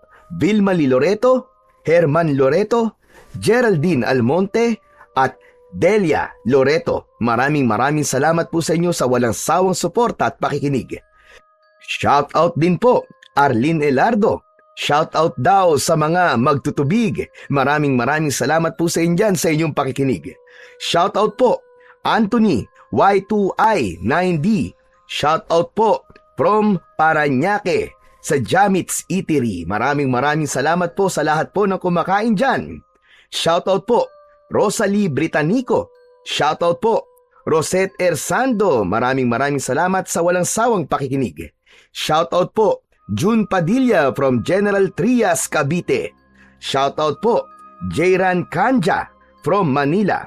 Shoutout po Aba Senita from Hong Kong. Maraming salamat po sa lahat po ng mga OFW na walang sawang nakikinig sa akin pong channel. Shoutout po Rip Lonely. Shoutout po sa inyo. Shoutout po Rex Angelu. Maraming salamat po. Shoutout po Christy Odinya from Sapang Palay. Maraming salamat po sa inyo dyan. Shoutout po Reynaldo Arado from Poblacion, Quezon, Bukidnon, Mindanao. Maraming salamat po sa inyo dyan sa mga taga Bukidnon. Shoutout po Carl Cabs from Hong Kong. Shoutout po Sweetie 5659 from Dubai. Shoutout po Jonalyn Marquez from Oman. Shoutout po Hazel Fiesta from Dubai. Shoutout po Rona Galyado from Hong Kong. At shoutout po Annalisa Baselio from Qatar. Ami Mac, maraming salamat po sa inyong walang sawang pakikinig. Muli po, maraming salamat po sa inyong walang sawang suporta at pakikinig ng mga kwentong aswang at katatakutan sa aking munting channel na The Voice Addict at Apong Isaac. Hanggang sa susunod pa pong kwento na magpapatindig ng inyong mga balahibo mula sa mundo ng kababalaghan.